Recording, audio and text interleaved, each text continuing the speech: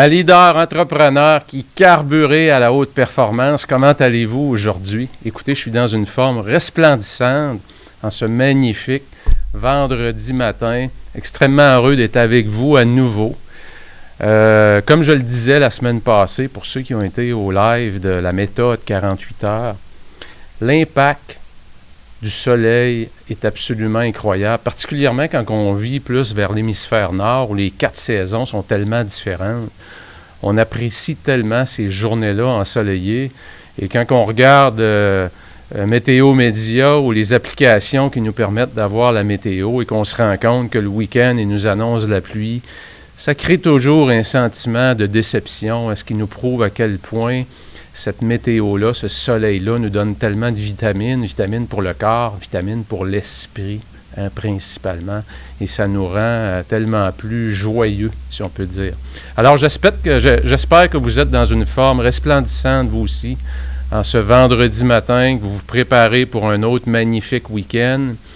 Également, cette année, ce qui est spécial, comme vous le savez, c'est que c'est difficile. Les vacances des gens, cette année, c'est quelque chose qui est un peu plus nébuleux. Hein? C'est comme si on n'a pas été en vacances, mais on a été isolé. On ne peut pas sortir vraiment du pays encore, à moins de se confiner 14 jours lors de notre retour. Donc, il y a peu de gens qui vont à l'extérieur. Il y a des provinces au Canada, pour nos auditeurs qui viennent du Canada. Les autres provinces, certaines provinces sont encore fermées.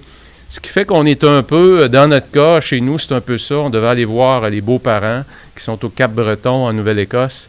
Et puis, tout ça est mis sur la glace en attendant aller peut-être sur la Côte-Nord, voir ma mère qui y vit toujours. Alors, c'est un été un peu spécial, mais écoutez, il faut en profiter. Il faut profiter de chacun de ces moments-là, en profiter avec nos familles, parce que je pense qu'on a encore plus l'opportunité avec ce qui se passe, de passer beaucoup de temps de qualité avec nos familles. Aujourd'hui, en ce vendredi, on parle de croyance. Hein? Excusez s'il y a un peu de bruit à l'extérieur. On parle de croyance parce que quand on regarde la méthode 48 heures, pour ceux qui sont dans leur premier contact, si vous voulez, avec la méthode 48 heures, méthode 48 heures, c'est une méthode qui, si elle est bien appliquée, va vous permettre d'atteindre vos objectifs professionnels et réussir votre vie personnelle. Puis en faisant ça, vous allez être tellement bien organisé, vous allez être tellement dans une forme d'équilibre ou de déséquilibre constant, mais vous allez bien jongler avec votre déséquilibre, ce qui fait que vous allez devenir un peu une source d'inspiration pour les autres. Alors, c'est un peu ce qu'on essaie de faire. Je dis bien ce qu'on essaie, parce que c'est un travail constant, à tous les jours. C'est pour ça que je focus sur le point équilibre et déséquilibre, parce qu'on n'est jamais parfaitement en équilibre. On est toujours à la recherche de l'équilibre. Et c'est cette recherche-là, ce travail-là constant qu'on fait, qui fait qu'on devient dans une classe à part. On arrive plus vite à nos objectifs. Alors aujourd'hui, on parle de croyance. Pourquoi? Parce que c'est une des composantes principales du système de défense de la méthode 48 heures. On sait que dans la méthode 48 heures, il y a le système de défense et le système d'attaque. Le système de défense dans lequel on va avoir notre mission de vie, de bien la définir. Comme Stephen Covey l'a bien dit, et c'est bien connu, « Begin with the end in mind ». Commencez votre rêve avec la fin. C'est quoi votre objectif? C'est quoi que vous voulez atteindre et qui vous voulez devenir? Donc, c'est important de définir sa mission de vie. Après ça, on va faire quoi? On va définir ses valeurs. On va définir ses objectifs dans ces 6 grandes sphères de la vie. Mais aussi, tout aussi important, c'est que si on a fait tout ce travail-là et qu'on n'a pas pris le temps de faire une prise de conscience sur ses croyances, il y a des bonnes chances que tout ce travail-là soit tout simplement saboté, littéralement saboté, parce que fondamentalement, à l'intérieur de soi, il y a des choses qui sont prises là, qui datent de longtemps, en lesquelles on croit, mais qui n'ont pas encore tout à fait surface et qui vont saboter tout le travail qu'on va faire pour arriver à la fin, à notre échec, et pour se dire en dedans de soi, je le savais bien, je me doutais bien que ça allait arriver. Et c'est pour ça que le travail des croyances, s'il n'y a pas beaucoup de gens qui en parlent, c'est tellement fondamental. C'est fondamental de bien identifier vos croyances qui vont limiter votre succès.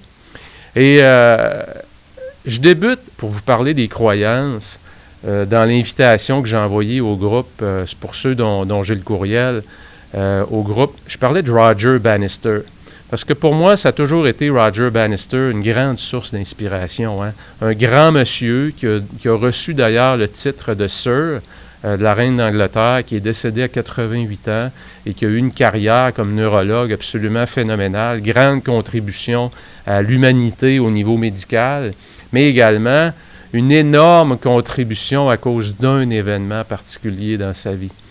Hein, c'est qu'à l'époque, dans les années 1950, il n'y a jamais un être humain qui avait franchi la course de 1 000 au-delà, à l'intérieur de 4 minutes. Et même la médecine de l'époque, la médecine disait que c'était de mettre le corps en danger, son cœur. Les gens risquaient de mourir s'ils essayaient de franchir cette barrière-là.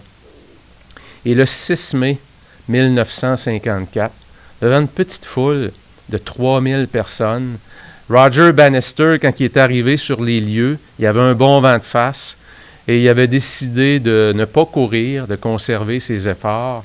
Et finalement, à peu près 15-30 minutes avant le début de la course, le vent est tombé et Roger Bannister a pris la décision d'aller. Et cette journée-là, le 6 mai 1954, Roger Bannister a terminé la course en 3 minutes 59 secondes, .4. Et ça a fait les manchettes à l'échelle planétaire, évidemment. On voit les photos de l'époque en noir et blanc. Il était front page à la grandeur de la planète. Et c'est un événement, évidemment, qui a marqué l'histoire, la décennie des années 1950, mais surtout le point sur lequel je veux venir, c'est que ça l'a mis en relief que soudainement, tous ceux qui croyaient cet exploit impossible se sont mis à croire, si Roger le fait, pourquoi pas moi? Pourquoi pas moi qui a investi autant d'efforts, autant d'années à courir? Évidemment, comme vous le savez aujourd'hui, pas longtemps après, c'est Landy qui a réussi non seulement à passer le 4 minutes, mais à battre le record de Roger Bannister par 3 minutes 58 et quelques dixièmes de seconde. Et puis, une succession d'autres athlètes, parce que maintenant, ça ne faisait plus partie des croyances limitantes. Le record de Roger Bannister devenait un levier de performance sur lequel je pouvais miser pour me motiver et aller chercher un prochain niveau de performance. Alors, vous voyez, cette histoire-là m'inspire constamment parce que parfois, on se fixe, peu importe c'est quoi nos objectifs, peu importe notre âge aussi, on peut avoir des objectifs, vous savez, qui n'ont jamais été faits, qui n'ont jamais été atteints. Mais on peut avoir, pour la plupart des gens, des objectifs, pas qui n'ont jamais été atteints, des objectifs que nous, on n'a jamais réussi.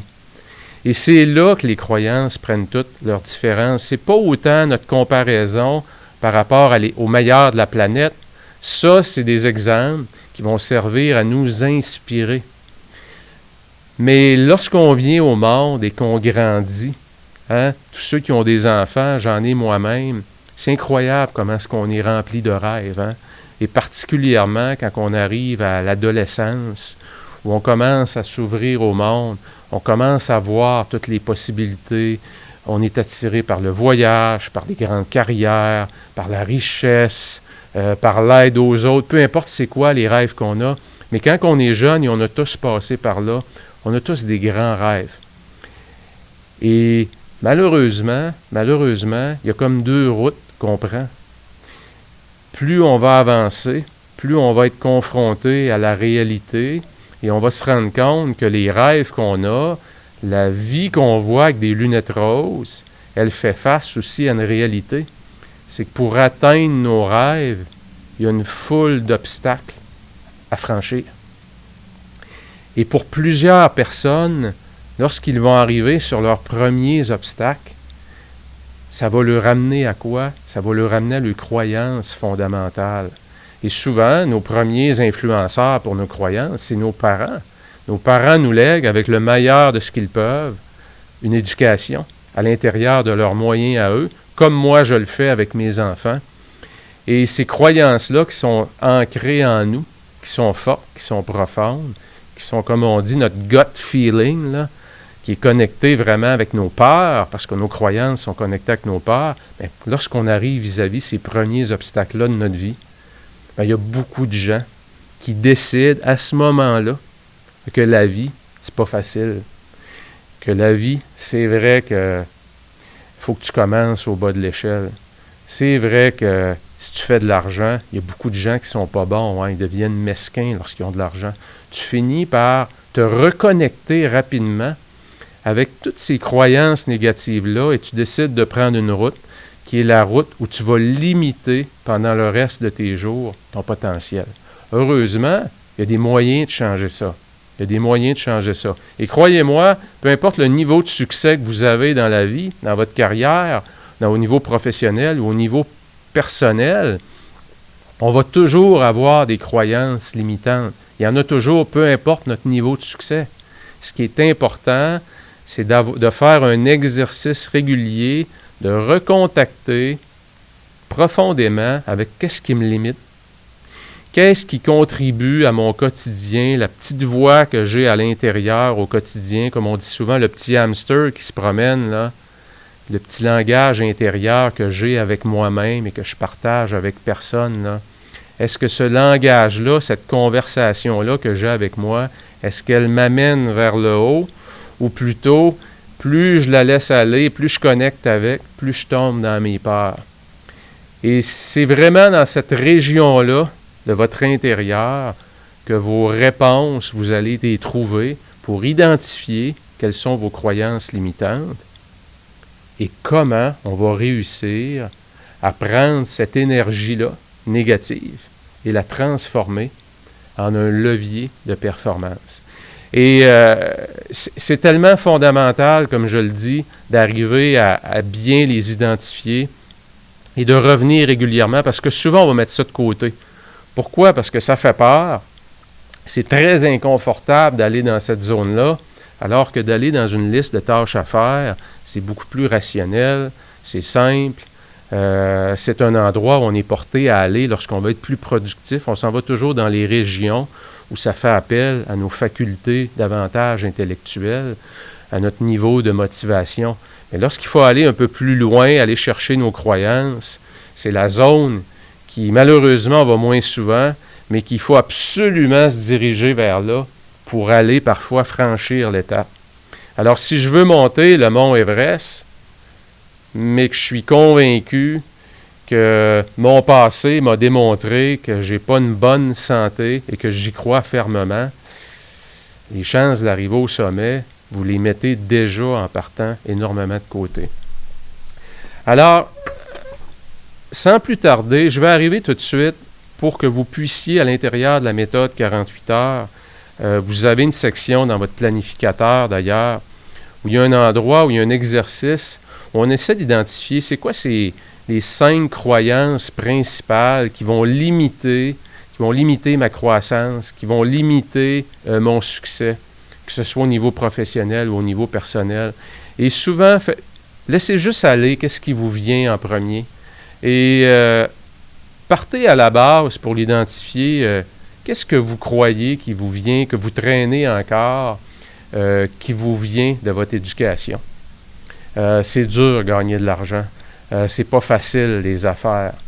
Je suis pas très beau, je suis pas très attirant, je suis pas très belle, je suis pas très attirant. Pendant la période du COVID, on a été isolés beaucoup, j'ai pris beaucoup de poids. Je me sens pas bien, je me sens pas belle, je me sens pas beau. Vous savez, tout ce discours-là, là, quand on le regarde, pensez-y, c'est un discours qui amène votre niveau d'énergie plus bas, ou qui amène votre niveau d'énergie davantage vers en bas. Alors, c'est important de les écrire et de l'identifier.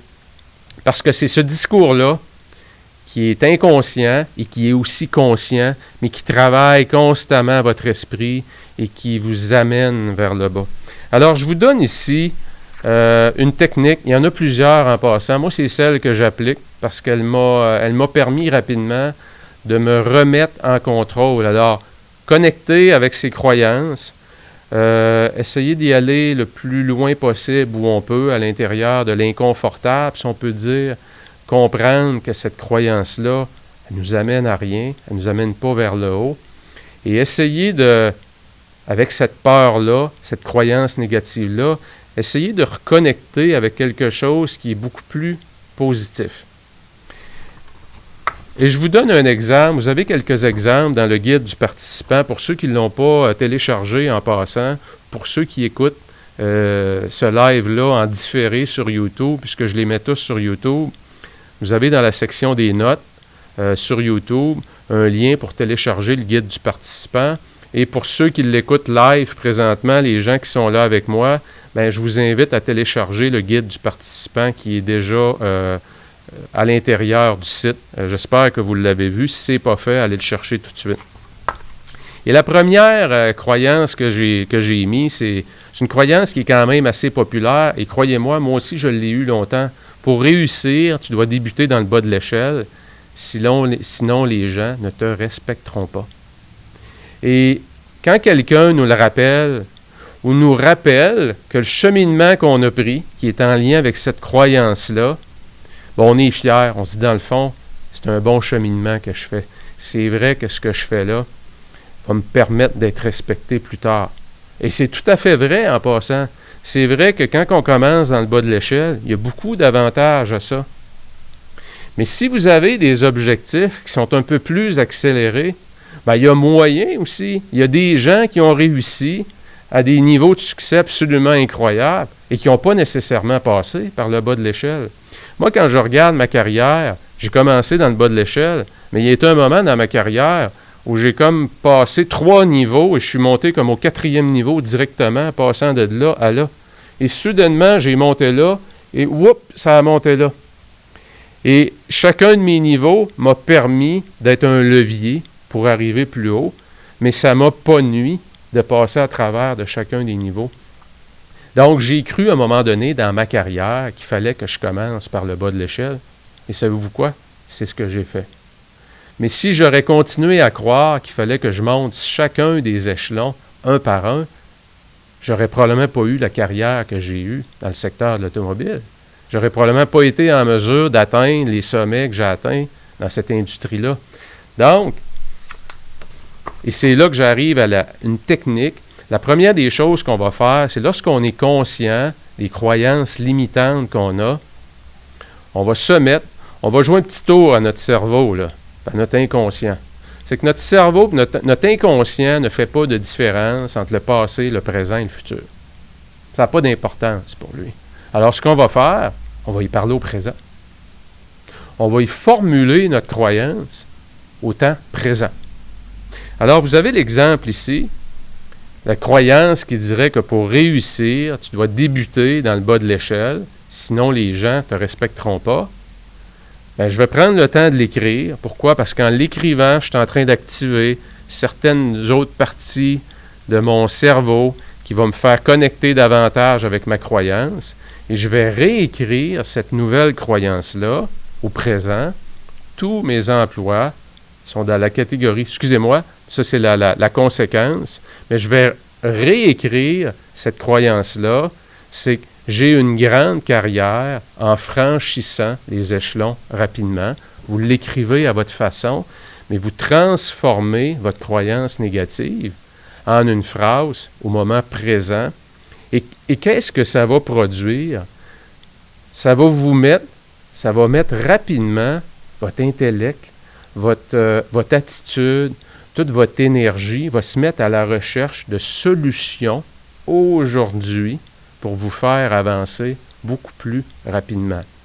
Si, exemple, vous vous dites, comme présentement, je travaille là-dessus, pendant la crise du COVID, il y a beaucoup de gens qui je parle qui ont pris du poids. Je fais partie de ceux-là. Je n'ai pas pris une tonne de livres parce que par défaut, je contrôle assez bien mon alimentation, mais j'en ai pris suffisamment. Savez-vous pourquoi? Pour ne pas aimer ce que je vois dans le miroir. Et c'est ça qui compte le plus.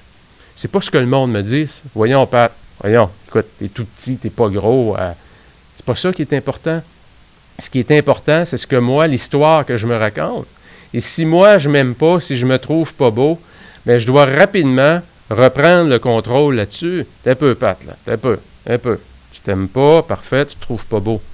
Je vais réécrire ça pour reprendre le contrôle. Je suis dans une forme resplendissante, je m'entraîne régulièrement. Et qu'est-ce qui va se passer? C'est qu'en écrivant, en prenant conscience de ma croyance limitante, en la transformant en un levier de performance et en prenant le temps de l'écrire, je dis bien de l'écrire, ne faites pas ça juste mentalement, parce que mentalement, ça s'évapore rapidement. Les écrits restent, les pensées s'envolent. Donc, vous prenez le temps de l'écrire et vous le revoyez le matin ou une fois par semaine, si vous voulez. Prenez le temps de revoir vos croyances, reconnecter avec et reconnecter avec votre levier de performance. Et croyez-moi, lorsqu'on se met à faire ça, après 2 ou 3 semaines, on se met à lire nos croyances. Et quand on le lit, en tout cas moi ça m'arrive, j'ai un grand sourire qui s'affiche dans ma figure. Pourquoi? Parce que ça me fait rire de voir que je croyais à ça. Parce que 2 semaines plus tard, je suis dans une autre zone. Mais je suis encore conscient que je ne l'ai pas nécessairement complètement éliminé. Et je suis conscient aussi qu'il y a des croyances limitantes qui sont en dedans de moi, dont je n'ai pas encore pris conscience et qui m'empêchent d'arriver à mon prochain niveau de succès. Et regardez, quand on regarde les plus grands de la planète, comme je le disais, eux aussi ont des croyances limitantes. Puis eux aussi, ce qui leur a permis d'arriver au plus haut niveau, c'est qu'ils ont transformé ça. Michael Jordan, quand on regarde Michael Jordan, il n'était pas tellement grand par rapport à la grandeur moyenne des joueurs de basketball. Il était beaucoup plus petit. Martin Saint-Louis, pour parler d'un joueur qui est proche du terroir québécois, si on peut dire. Martin Saint-Louis, 5 pieds 7, 5 pieds 8, je ne sais pas qu'est-ce que ça fait en mètres, qui a connu une carrière absolument fantastique, phénoménale. Il n'y a personne qui aurait prédit à ce petit joueur-là la carrière qu'il a connue et Coupe Stanley qu'il a gagnée. Pourtant, il l'a fait. Et il est devenu un grand leader. Pourquoi? Parce que je suis convaincu que Martin Saint-Louis, à un moment donné, il a cru énormément à son potentiel. Et sa taille, il l'a transformé en un levier de performance. Il est devenu hyper habile avec ses mains et aussi d'une rapidité extrême. Donc, il s'est mis à croire une autre histoire. Il s'est mis à se raconter une autre histoire. Alors, le jour où vous mettez à l'intérieur de vous une nouvelle histoire et que cette histoire-là, cette chanson-là, quand vous l'entendez, quand vous l'écoutez, ça vous crée un sentiment, une attitude, un niveau d'attitude vraiment qui vous amène vers le haut, bien, vous êtes sur la bonne route. Et croyez-moi, je ne suis pas en train de vous dire, certainement pas pour ceux qui diraient « Ouais, mais est-ce qu'on est en train un peu de nier la réalité? » Absolument pas. Parce que quand on prend conscience de sa croyance, on est en contact avec une réalité. On est en contact, je dirais autrement, pas en contact avec une réalité, en contact avec quelque chose qui limite notre réalité. Beaucoup mieux dit. Et en connectant avec ça, on ne nie pas l'environnement. Prenez l'exemple d'une personne qui dit, parce qu'on l'entend souvent présentement, « je ne me lancerai pas en affaires, il y a tellement d'imprévus, l'environnement est tellement volatile, il va peut-être avoir une deuxième vague. » Donc, il y a des gens qui se racontent quel genre de discours qui s'installent automatiquement, aujourd'hui, dans l'insécurité. Donc, ils laissent à l'insécurité, parce qu'il faut l'avouer, c'est une réalité, il y a beaucoup de volatilité dans le marché actuel. C'est un fait. On ne peut pas le nier. C'est vrai. Il y a de l'insécurité financière, il y a de l'insécurité dans l'immobilier, dans les marchés financiers. Ceux qui ont des maisons, et on ne sait plus trop quelle valeur que la maison va valoir dans 1 an, 2 ans, est-ce qu'il va y avoir un crash? Vous savez, il y a énormément d'insécurité dans toutes les sphères. Mais savez-vous quoi? Il y a des gens, aujourd'hui, qui ont énormément de succès en affaires. Il y a des gens qui ont du succès en affaires comme jamais auparavant, parce qu'ils ont décidé de mettre ça de côté et de regarder présentement, elles sont où les opportunités? Comment je peux y faire face?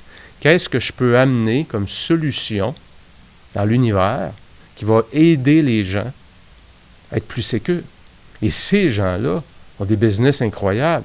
Qui aurait prédit une des industries, parce qu'évidemment, dans le secteur automobile, tout ce qui touche la mobilité, depuis, je vous dirais, 4-5 ans, une industrie qui est dans le secteur, si on peut dire, mobilité, qui est les produits récréatifs, moto, VTT, particulièrement ces deux catégories-là, les ventes n'étaient pas en augmentation. Cette année, qu'est-ce qui est arrivé? Explosion des ventes.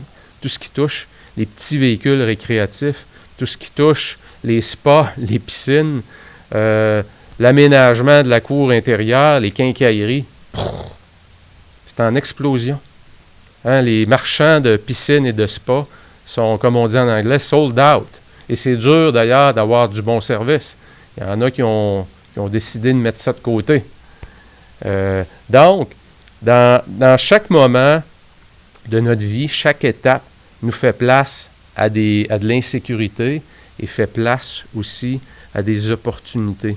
Et la musique que vous allez mettre à l'intérieur de vous, la chanson que vous allez chanter constamment, cette petite voix-là qui vous rabaisse vers le bas, bien, je vous le dis, connectez comme il faut avec ça, identifiez-les comme il faut, regardez dans vos 5 dernières années, dans vos 10 dernières années, qu'est-ce qui vous a ralenti?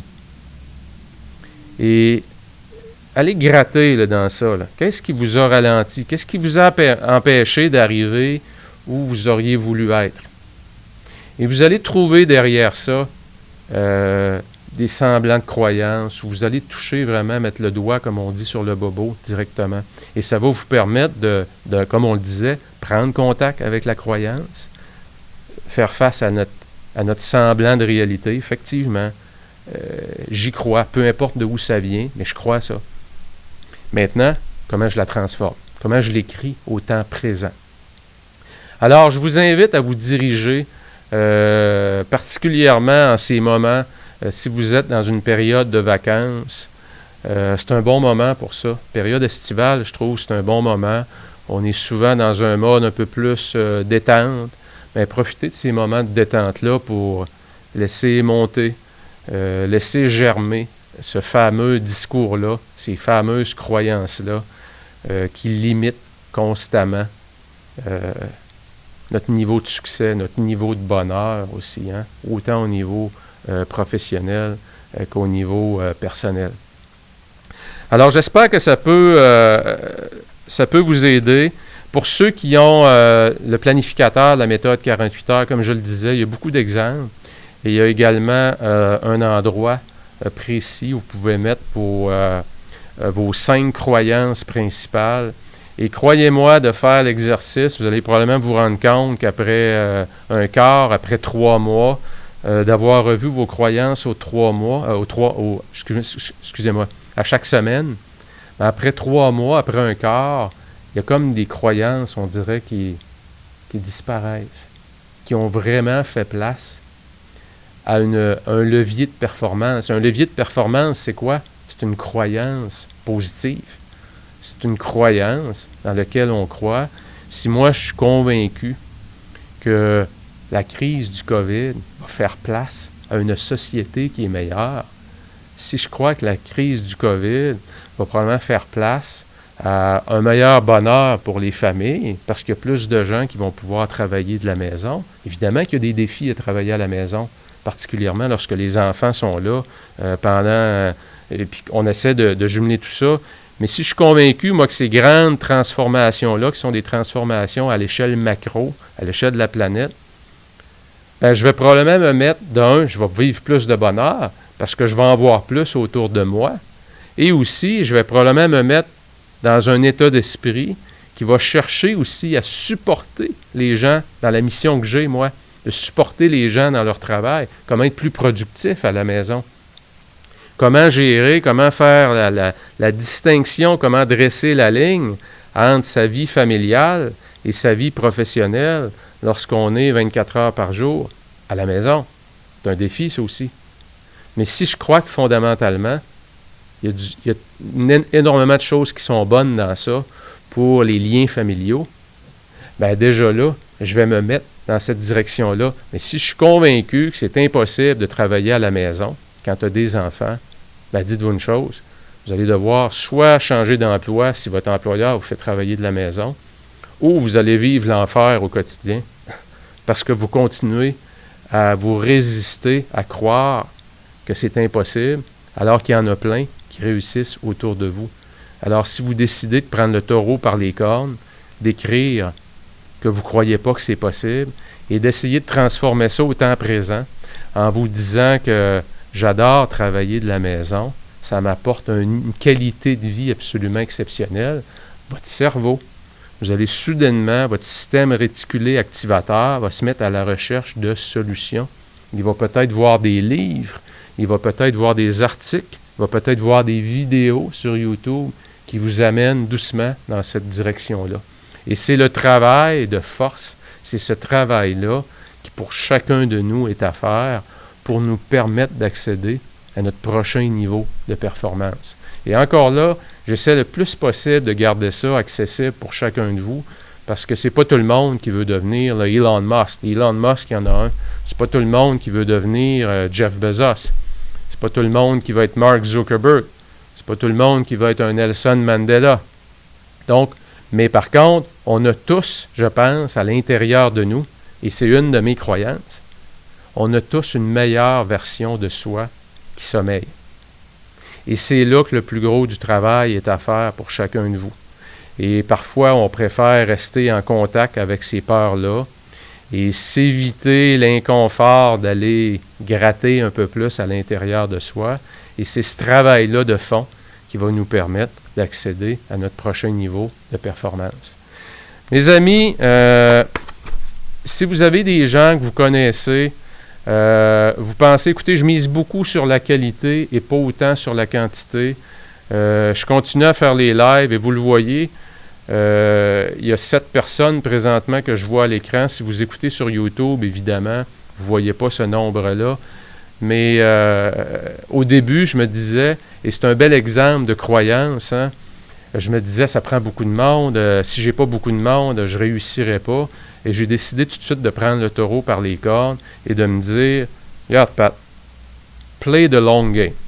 Hein, le travail que tu fais là, de vouloir aider les gens à réussir leur vie professionnelle, aussi réussir leur vie personnelle et devenir une source d'inspiration pour les autres, c'est pas un travail qui se fait en 1 semaine, en 2 semaines, 1 mois. C'est le travail d'une vie. C'est un travail à long terme. Donc, plutôt qu'essayer d'avoir 2000 personnes dans le groupe, 10 000 personnes, absolument, je vise à ça. Mais je vais d'abord viser par produire du contenu de qualité. Je vais me permettre aussi d'être vulnérable. Je vais me permettre de partager mes échecs, me permettre de partager comment moi aussi, parfois, j'ai des doutes et comment je me sens. Et si je fais ça et je reste connecté là-dessus, ben, l'univers va me retourner des bonnes choses. Je vais avoir du succès. Donc, voyez-vous, c'est un système de croyance que je me suis installé pour me permettre de mettre de côté les chiffres que je vois, que lorsqu'on démarre dans les médias sociaux, il y a tellement de bruit que c'est difficile d'attirer l'attention rapidement, particulièrement lorsqu'on essaie d'aider les gens. Je ne suis pas en train de faire danser des chats là, sur une corde à linge. Là. Donc, je ne suis pas dans le divertissement. Donc, d'avoir une vision long terme, comme je le disais, play the long game, hein, d'avoir une vision long terme qui permet de dire, reste focusé sur ta mission, focus sur la qualité, sois vulnérable, reste focusé sur ton message et le succès va venir. Alors, c'est ce que je vous souhaite aussi, de connecter, être conscient de vos doutes, de vos croyances, les transformer en levier de performance et d'être bienveillant. Je le répète souvent, c'est d'être bienveillant avec vous, de vous donner la chance de trébucher, d'être conscient que ça va arriver régulièrement, que vous allez faire face à nouveau à des doutes. Vos croyances négatives, limitantes vont refaire surface. C'est correct. Ça fait partie de la transformation. Alors, donnez-vous une chance. Ne devenez pas frustré après vous-même parce que vous faites l'exercice et dès le lendemain, il arrive un événement et oups, ça vous met en contact avec vos peurs rapidement et ça fait éliminer tout le travail. La transformation, c'est un travail à court, moyen et long terme. Donc, souvent, ça se fait rapidement. La plupart du temps, ça se fait sur le long terme, avec l'effet composé de nos efforts. Alors, je vous souhaite de faire l'exercice. Mettez-y du sérieux. Isolez-vous pendant un 15 minutes, un 30 minutes, 1 heure. Mettez-y, allez profondément dedans de vous. Laissez sortir ce qui vient. Écrivez-le. Transformez-le en quelque chose de positif. Et laissez la créativité qui va venir, parce que lorsque vous êtes connecté avec quelque chose de positif, bien, vous êtes dans une nouvelle zone qui va vous faire voir et faire venir à vous des zones positives qui vont amener le succès que vous voulez avoir en devenant une nouvelle version de vous-même. Alors, si vous avez des gens que vous connaissez, des gens pour qui ça pourrait être bénéfique, que vous dites « Ah oui, ça, il faudrait que j'envoie ça à Marie, je pense qu'elle aimerait ça, ça l'aiderait. » S'il vous plaît, rendez-moi service en me permettant de parler aussi avec ces gens-là, parce que ça fait partie de ma mission. Moi, je vous aide et vous m'aidez en échange. Alors voilà, un super beau week-end à vous.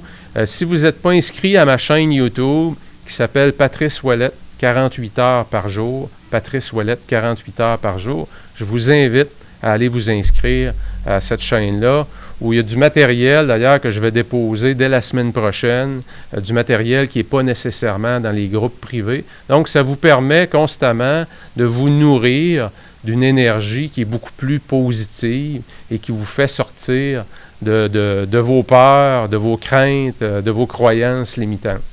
Alors, un super beau week-end à tout le monde. Je vous salue. Ciao et on se revoit vendredi prochain. Et j'ai bien hâte de vous reparler. Bye bye.